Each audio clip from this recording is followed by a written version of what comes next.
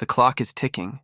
Faster than you realize, every day, countless souls are slipping away, falling into a darkness they never expected, never prepared for. It doesn't happen all at once. No, it's far more dangerous than that. It begins with a whisper, a fleeting thought, a small compromise. Just this once. It's not that bad. God understands, and before you even realize it, you're caught. Trapped. Shackled by something so powerful that no matter how hard you fight, you just can't seem to break free. Maybe you've felt it before. That relentless pull, that invisible weight pressing on your soul. It starts small, but it grows. It takes root in your heart, changing the way you think, the way you act, the way you see the world. It steals your peace. It keeps you awake at night. It fills you with guilt, shame, and regret. And yet, you keep returning to it.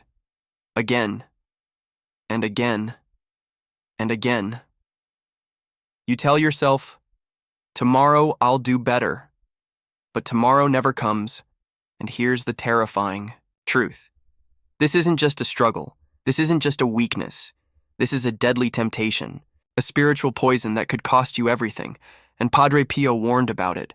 He saw what it did to people. He saw how it destroyed their lives, their families, their relationship with God. He saw how it slowly dragged them away, one tiny step at a time, until they reached a point of no return.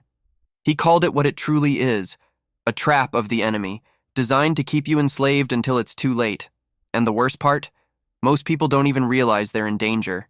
Maybe you've been feeling lost lately. Maybe your faith isn't as strong as it used to be.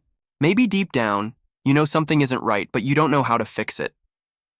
Let me tell you this. You are not here by accident. If you're watching this right now, it's because your soul is crying out for help. Because God is calling you back. Because even in the middle of your struggles, He has not abandoned you. And no matter how far you've gone, no matter how deep this temptation has its claws in you, no matter how impossible it seems to escape, there is a way out.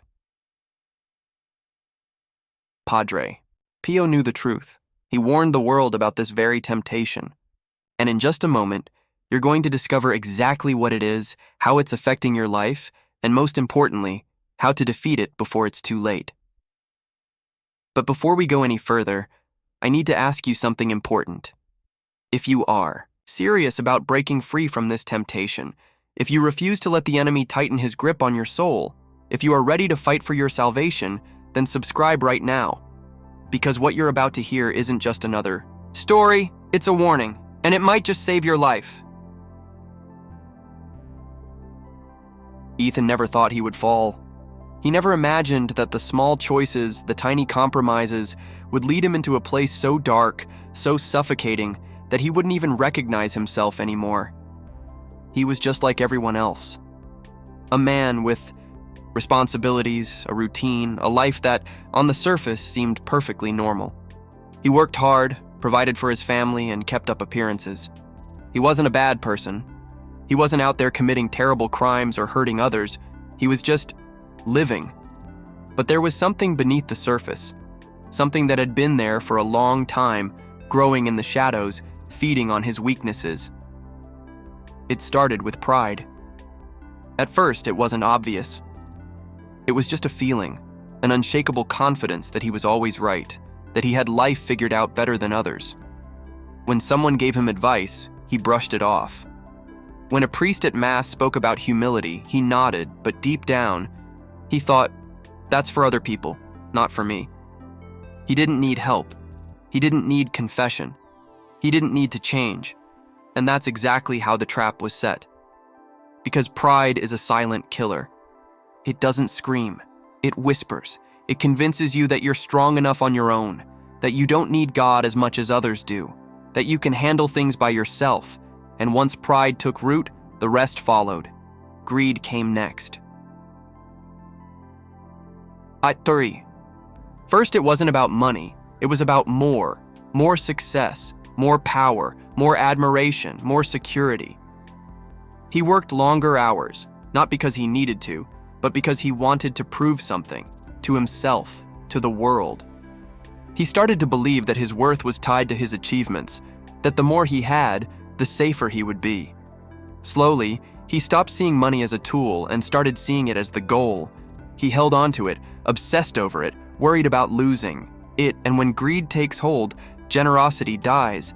Then came temptation of the flesh. At first, it was just small things, a lingering glance, a thought he should have pushed away, a moment of weakness, justified in his mind as harmless. But temptation doesn't stop where you want it to. It pulls you deeper. It makes you crave what you once resisted. And before he knew it, his thoughts were consumed. The things he once turned away from, he now welcomed. Guilt came, but it didn't stop him, because by this point, he had already convinced himself that he was fine, that he was strong, that God understood. And then, anger. Ethan had always seen himself as a patient man. But as the weight of his hidden sins grew heavier, something inside him shifted. Small inconveniences made him snap. He was easily irritated, quick to argue, quicker to blame. His family noticed. His friends noticed. But instead of admitting the problem, he justified it. I'm just stressed. People need to stop pushing my buttons. But the truth was, it wasn't stress. It wasn't other people. It was the war inside his soul. He had let darkness in, and now it was controlling him. Gluttony followed, not just with food, but with everything. He indulged in excess, filling the emptiness with distractions. Food, entertainment, anything to avoid silence, because in the silence, his conscience spoke too loudly, and he wasn't ready to listen. Envy crept in. He scrolled through his phone, seeing others with more happiness, more success, more faith. And deep down, it bothered him. He used to be content. He used to be grateful. Now, he was always comparing, always resenting, always feeling like he was missing something. And in the end, laziness settled in. Not physical laziness. He was still working hard, still living life. But spiritual laziness, the kind that makes you ignore the whisper of your soul calling you back to God. The kind that makes prayer feel like a chore. The kind that turns Mass into just another obligation, another box to check. He stopped praying at night. He skipped confession, telling himself he didn't need it. He stopped feeling guilty. And that was the most dangerous part of all. Because when you no longer feel guilty, when you no longer recognize how far you've fallen, that's when the enemy knows he has won. Ethan didn't see it yet, but he was, already in chains. Chains that he had forged himself, and unless something changed, unless something shook him awake, he would never break free. His soul was slipping away, and time was running out. Ethan never intended to fall this deep. He never planned to walk away from God. But that's the thing about sin. It doesn't announce itself with warning signs or alarms. It doesn't feel dangerous at first. It feels comfortable. It disguises itself as something harmless, something small, something reasonable. And that's exactly how Ethan got caught. At first, he was just busy. Too busy to pray in the morning, too busy to go to confession, too busy to really examine his conscience. His faith was still there, but it was no longer something he lived. It became a background noise, distant, unimportant, something he would get to later. But later never came. One by one, the temptations crept in, and instead of resisting, Ethan embraced them. His pride wouldn't let him admit that he was changing. He was still a good man, right? He hadn't really done anything wrong. If people around him noticed a difference, that was their problem, not his. He began to see himself as the exception to the rule. Other people needed grace, confession, humility, but not him. He had everything under control. He was strong enough to handle life on his own. Pride whispered in his ear, "You don't need help. You don't need forgiveness. You're fine, just the way you are." And he believed it. Then came greed. At first, it seemed like ambition. He worked hard, stayed late, made sacrifices. But over time, his motivation changed. It wasn't about providing for his family anymore. It was about power, control, the thrill of having more. Money became his security. It became the thing he trusted in most. Not God, not grace, not prayer. If something was wrong in his life, the answer was simple: work harder, make more, accumulate more. But the more he had, the emptier he felt. And instead of stopping to ask why, he told himself the problem was that he still didn't have enough. Then came temptation of the flesh. At first, it was just small things: a lingering look, a passing thought, a moment of weakness he quickly brushed off. But sin is never satisfied with small victories. What Ethan once resisted, he now welcomed. The things he used to turn away from, he now sought out.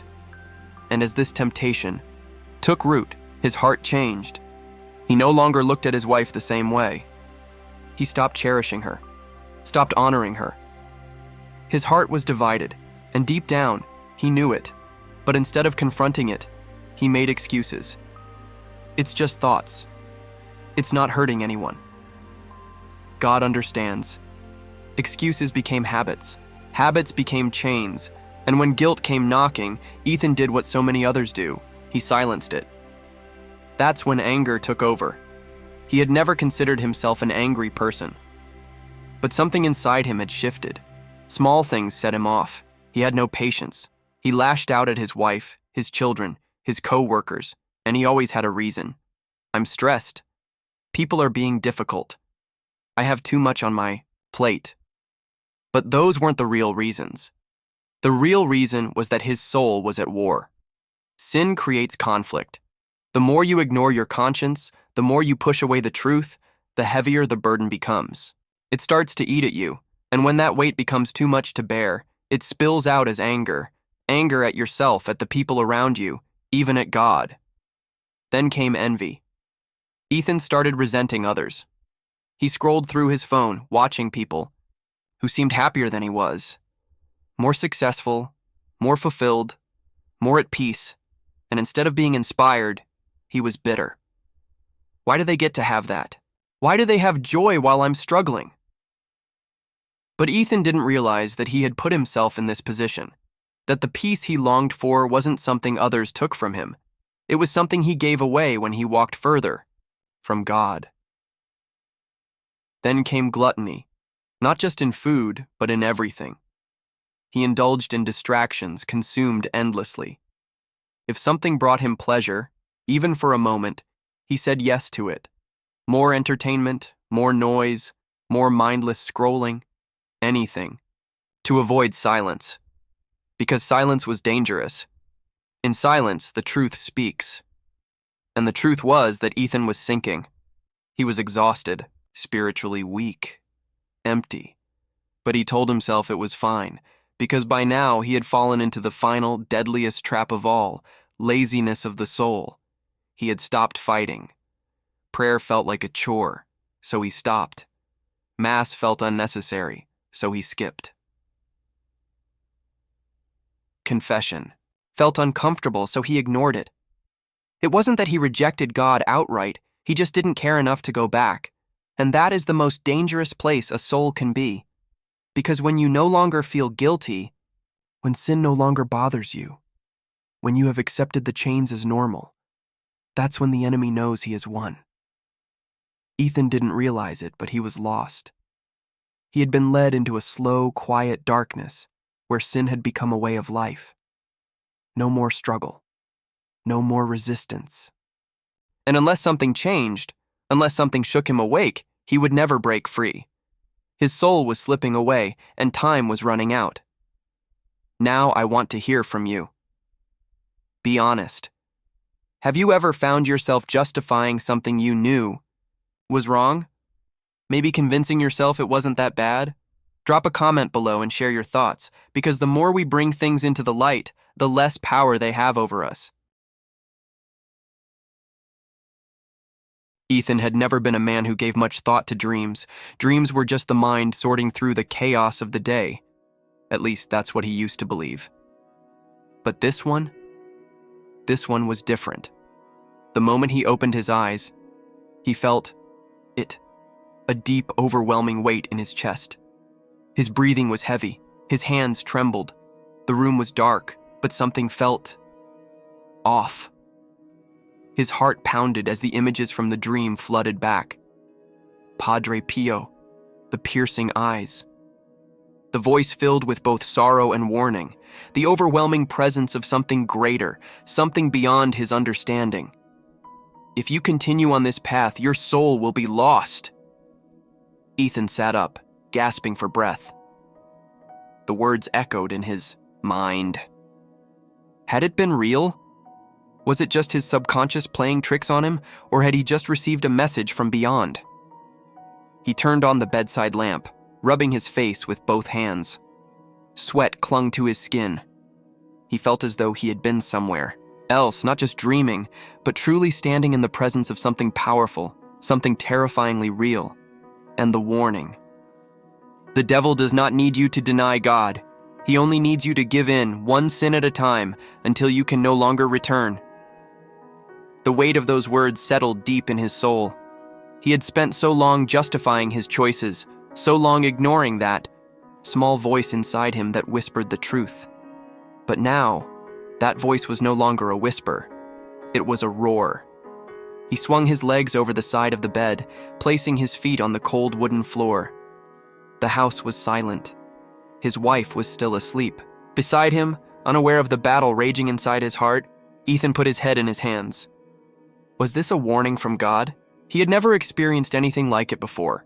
He had heard stories of saints, of visions, of divine encounters, but those were just stories. Things that happened to other people. Holy people. Not to him. But the fear gripping his heart was real. He got up, moving slowly as if afraid to wake something unseen in the darkness.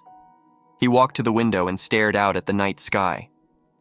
The world outside was peaceful, quiet, so different from the storm raging inside him. He thought back to the dream. Padre Pio had stood before him, his face filled with both sorrow and urgency. The air around him had been thick with something Ethan couldn't describe, something that made his soul tremble.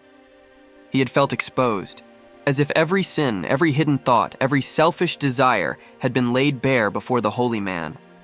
And then came the words. The devil does not need you to reject God outright.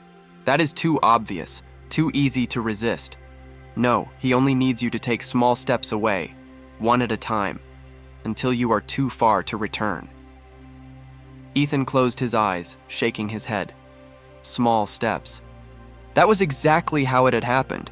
He hadn't turned away from God in one single moment. He had drifted. A missed prayer here, a small compromise there, an indulgence excused, a moment of anger ignored, and over time, those small steps had become miles. He had once been a man of faith. He had prayed. He had trusted God. He had led his family with conviction. But now he hardly recognized himself. The fire that once burned in his soul had dimmed to embers. And if he was honest, he wasn't even sure if there was anything left to save. He leaned his forehead against the cold glass of the window. If you continue on this path, your soul will be lost. Was that where he was headed? Had he already gone too far?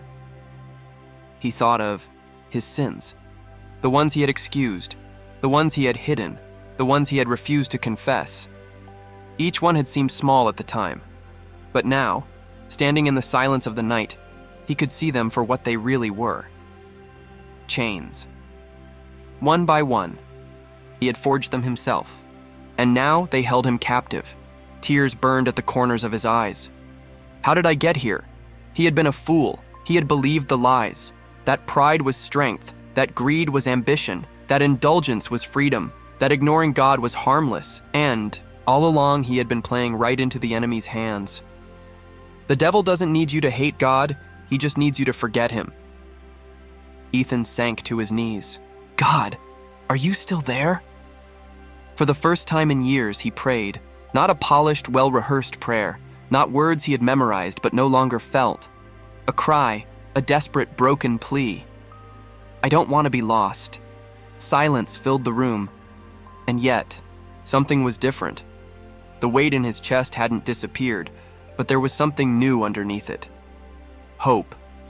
A small, fragile ember. Could he still come back? Had he wandered too far, or was there still time? Padre Pio's words echoed once more. The devil does not need you to reject God. He only needs you to give in, one sin at a time, until you can no longer return. But Ethan was beginning to realize something. He could return. He still had a choice. And as long as he had breath in his lungs, as long as he had a moment left on this earth, it was not too late. Tears streamed down his face.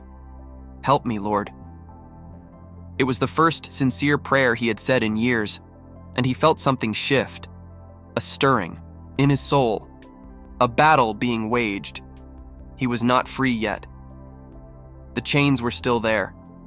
The enemy would not let go so easily. But for the first time in a long time, Ethan had decided to fight. Ethan stood at a crossroads. For the first time in years, he saw his life with clarity. The chains that once felt invisible were now undeniable, and the weight of his sins pressed down on him like a mountain. But something inside him had shifted.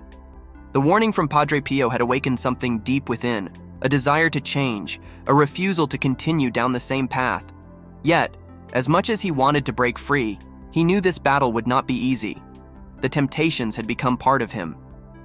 They had shaped his habits, his thoughts, his choices. And even now, as he stood on the brink of transformation, the voice of the enemy whispered in the back of his mind, "You can't change.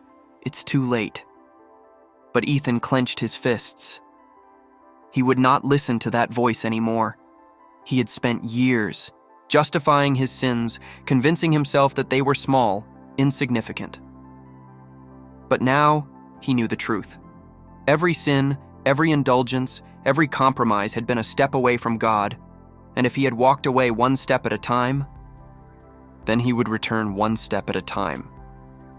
With renewed determination, he made a radical decision. He would face each of these 8 deadly temptations head-on, no matter how difficult, no matter how painful. He would not let them control him any longer. He was done being a slave. And so his battle for redemption began. The first enemy he had to face was the one that had poisoned his soul the longest: pride. Ethan had always seen himself as strong, capable, in control. Admitting his faults had never come easily to him. Even in the face of overwhelming evidence, his instinct was always to defend himself, to justify his actions. But now, he knew that pride had been his downfall. Pride had kept him from seeking help. Pride had kept him from admitting when he was wrong. And so, he did the one thing his pride fought against the most. He humbled himself. He knelt before God and confessed his sins, not just in his mind, but aloud, with sincerity, with brokenness. And then he did the hardest thing yet. He began to ask for forgiveness. From his wife, from his children, from friends he had hurt, people he had wronged. Some were shocked. Some didn't know how to respond. But Ethan didn't stop. With every apology, he felt the chains of pride weaken. The enemy whispered, "They'll think you're weak." But Ethan now understood something the devil never wanted him to see. True, strength was found in humility, and so pride lost its grip on him. But pride was only the beginning. The next battle was against greed. Ethan had spent his life obsessed with success, chasing after wealth, believing that security could only be found in what he owned. But now, he saw how greed had made him a prisoner. It had stolen his peace. It had made him blind to the needs of others. It had consumed him. So he did something radical. He began to give, not just from his excess, not just the things he no longer needed. He gave in a way that hurt. He helped a struggling family with their rent. He gave to his church. He supported missions. And with every act of generosity, he felt something strange happening. Joy. Real, deep, unshakable joy. For the first time, money had no power over him. Greed had lost. But Ethan knew that another deadly temptation still lurked in the shadows: lust. It had crept into his life slowly, disguising itself as harmless thoughts, small compromises. But over time, it had become a force that controlled him, stealing his purity, corrupting his heart. And so, He declared war. He fasted. He removed every source of temptation from his life. He set boundaries, sought accountability, and immersed himself in prayer. And when the enemy whispered that he was too weak to win this fight, he clung to the truth. I can do all things through Christ who strengthens me. Day by day, the battle raged, but with every victory, lust lost its grip. And then came anger. Ethan had always justified his rage. He saw it as strength, as a way to defend himself. But deep down, he knew the truth. Anger had made him bitter. It had damaged his relationships. It had turned him into someone he never wanted to be. And so, he made the choice to let go, to forgive, even when it hurt, even when they didn't deserve it. And with every act of forgiveness, the fire of anger inside him began to die. But another temptation had to be confronted: gluttony. Ethan had long used food, drink, and indulgence as a way to cope. He had fed his body while starving his soul. But now, he understood something that had never crossed his mind before. Self-denial was a path to freedom. He disciplined himself. He learned to say no. And with every act of restraint, his soul grew stronger. But there was another enemy that had been eating away at him for years: envy. Envy had made him resentful. It had made him blind to his own blessings, so he made a choice. Every time jealousy whispered in his ear, he would respond with gratitude. Every time he envied someone's success, he would celebrate it instead. And as he practiced gratitude, envy withered away. But then came sloth, not just physical laziness, but spiritual laziness. Ethan had neglected his faith for years, always making excuses, always putting it off. But no more. He set a strict routine: morning prayer, daily scripture reading, confession. He disciplined his soul the way an athlete trains his body, and slowly, the fire inside him began to burn again. Yet there was still one last battle, the most deceptive temptation of all: spiritual pride. Ethan had seen what happened to those who overcame their sins, only to fall into the worst trap of all, thinking they were better than others. He refused to let that happen. He reminded himself daily, without God, he was nothing. And so, he clung to humility. The road to redemption was not easy. The enemy did not surrender without a fight. But Ethan had made his choice. He had spent years walking away from God. Now he would spend the rest of his life running back to him. Now I want to hear from you. Have you ever faced one of these temptations? Have you ever felt trapped, unsure if you could break free? Drop a comment below and share your experience, because your testimony might be the spark that helps someone else start their journey back to God. The moment Ethan had been dreading had arrived, though he had never imagined it would come in such a way. He thought the hardest part was behind him, that the chains that once bound him to sin were long gone. He had fought against the temptations that had so thoroughly ensnared him and had come out victorious, or so he believed. The whispers of pride, greed, lust, anger, envy, sloth, gluttony, and spiritual arrogance, he had faced each one head-on, embracing humility and prayer, letting the love of God heal him. The inner peace he now carried was a testament to how far he had come. But just when he thought he could breathe, when he thought the battle was over, the enemy attacked again, more cunningly, more deceptively, and more dangerously than before. It wasn't an external battle. It wasn't a physical temptation knocking on his door. This time it was an internal assault, directed straight at his heart and mind. Ethan was sitting in his living room one evening, reflecting on how much his life had changed. The house he lived in was no longer the one he had once used as a place to drown his troubles in materialism. His relationships had been repaired, his spirit restored. His life, once filled with emptiness and sin, now radiated with purpose and joy. But then, out of nowhere, a thought crept into his mind. What if none of this is real? The question was subtle at first, like a light breeze that had suddenly appeared where there had been none. But soon, it grew more persistent. What if you're just fooling yourself? What if you're not really changed? What if all of this newfound peace, this joy, will fade like everything else you've tried in the past? Ethan tried to shake it off, but the doubt would not leave. The thought continued to nag at him, digging deeper into his consciousness. Maybe you haven't really broken free from your past. Maybe you've just buried your sins deep enough that you can't see them anymore. The more he tried to resist, the stronger the voice became. It wasn't just a voice of doubt.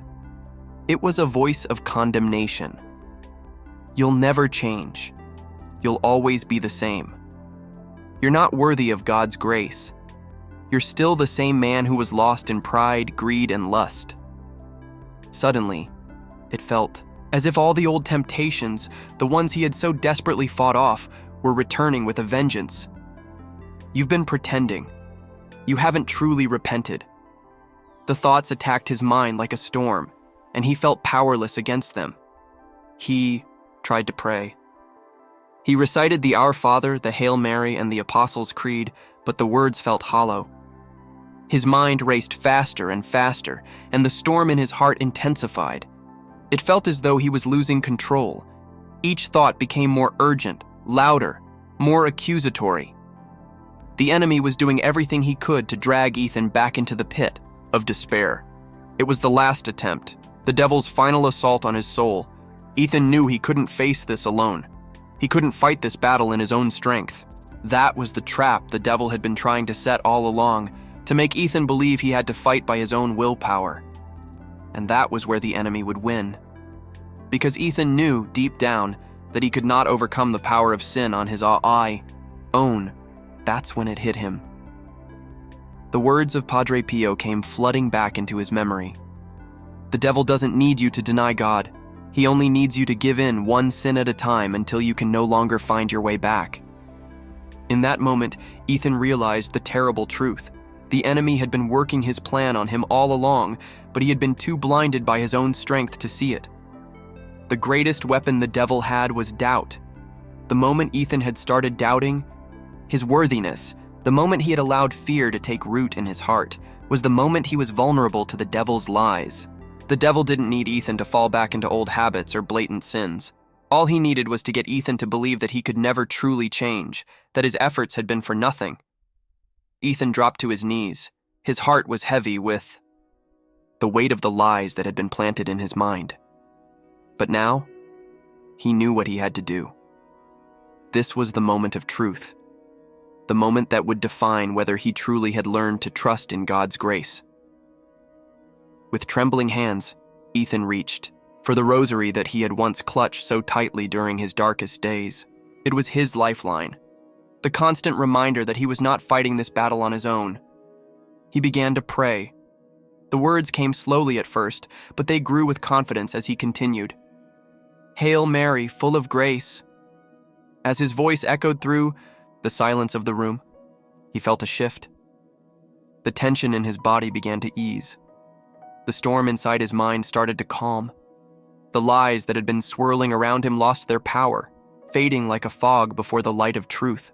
Ethan continued to pray, clinging to the words of the rosary, letting them be the sword that pierced through the darkness. The battle was not over, but he knew that he was not alone.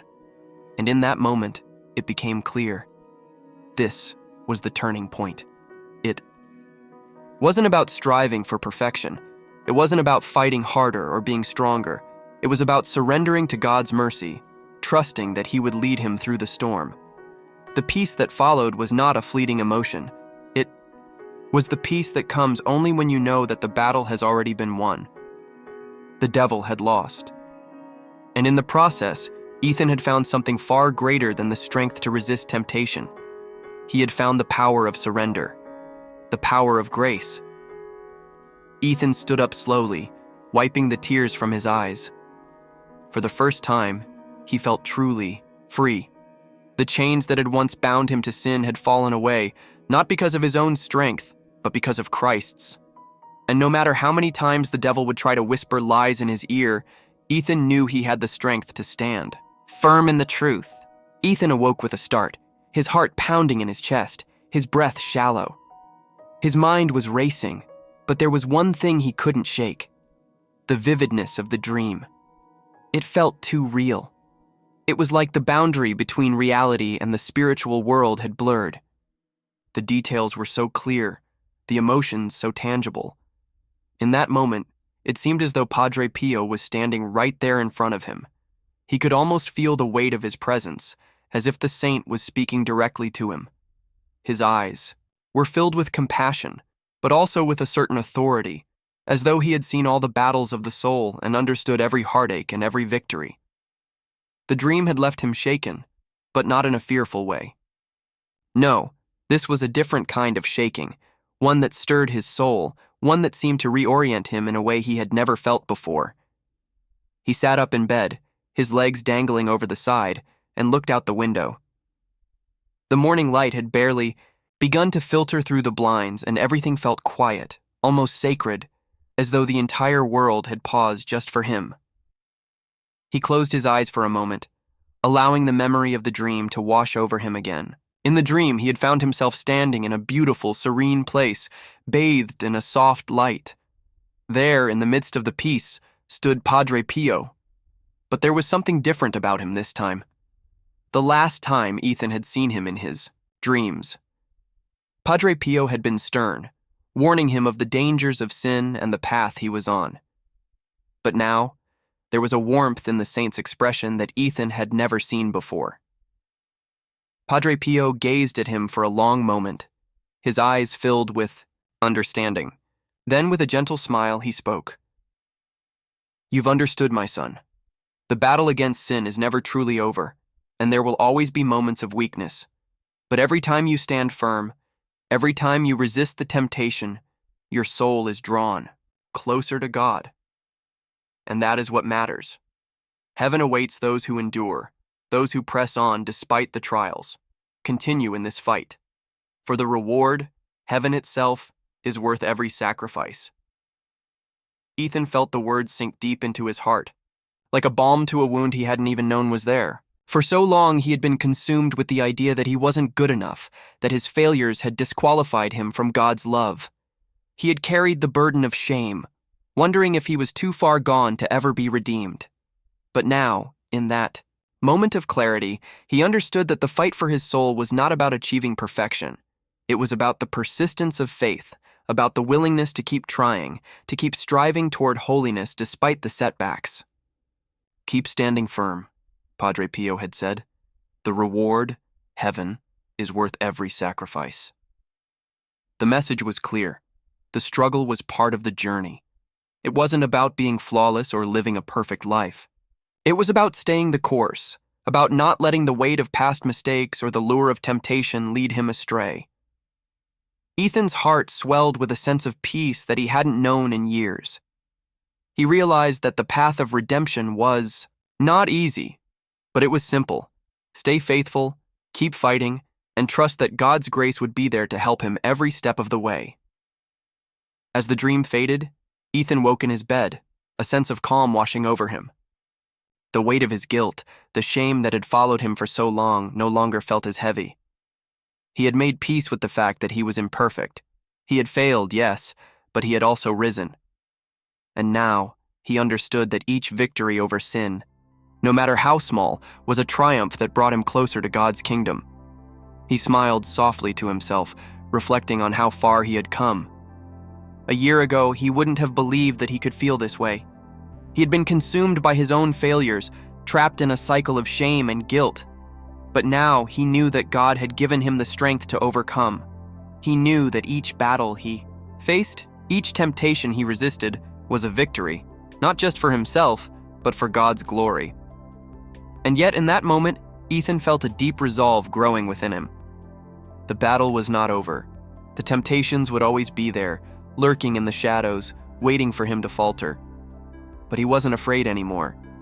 He had learned to turn to God, to trust in His mercy, and to rely on the strength that only His grace could provide. Ethan stood up and walked to the window, looking out over the world outside. The sun was rising, and with it, a new day was beginning.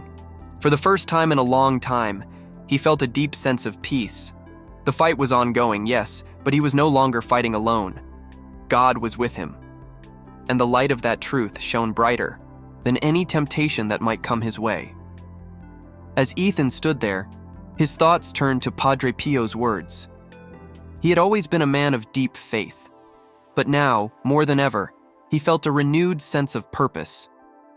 He understood that his life, with all its ups and downs, was a part of a much bigger story, the story of God's grace, mercy, and love. And even in his brokenness, he was still part of that story. With a renewed sense of peace in his heart, Ethan knelt by his bed and said a quiet prayer, thanking God for his mercy and for the guidance of Padre Pio. He knew that the road ahead would not be easy, but he was ready.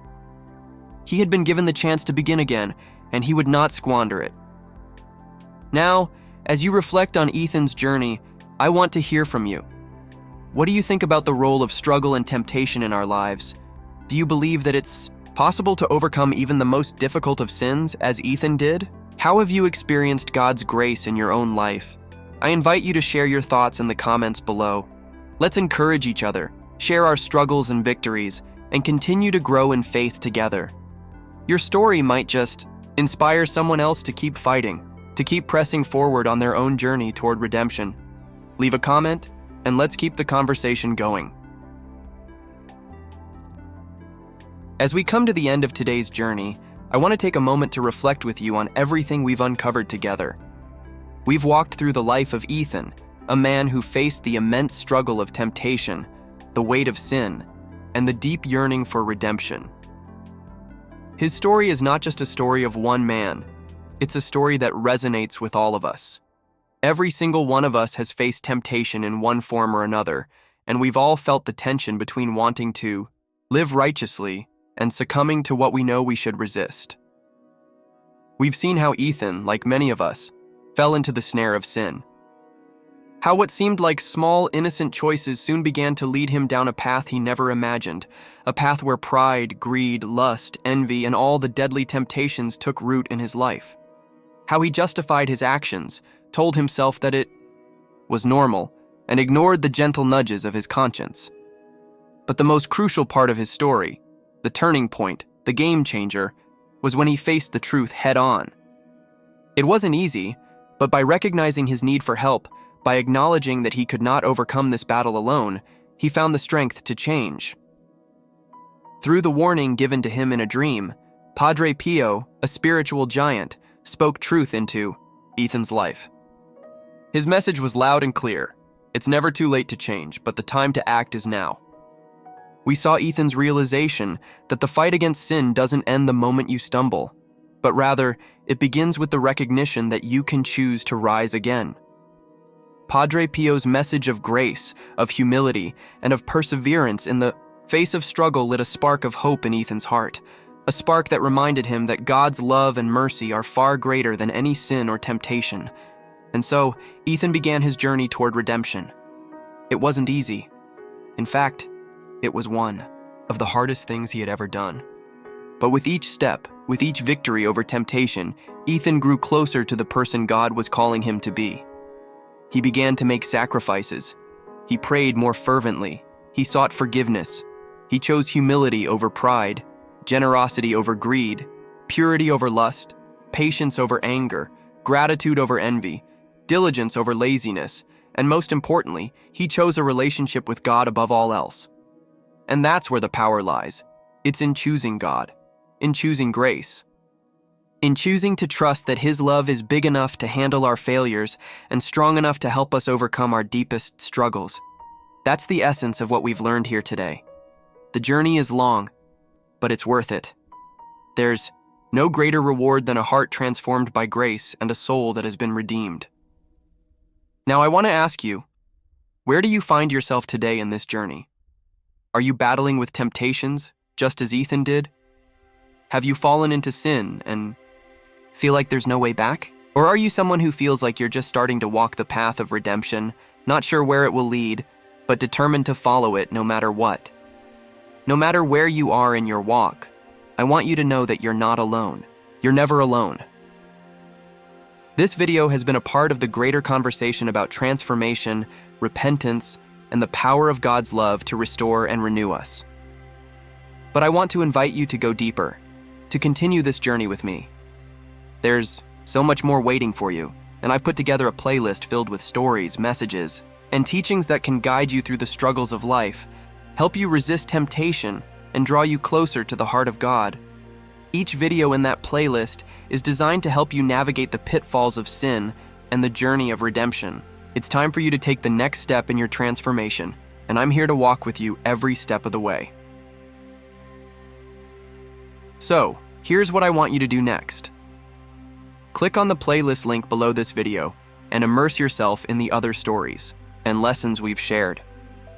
Each one is designed to empower you, to equip you with the tools you need to overcome temptation and live a life that's more focused on God's will.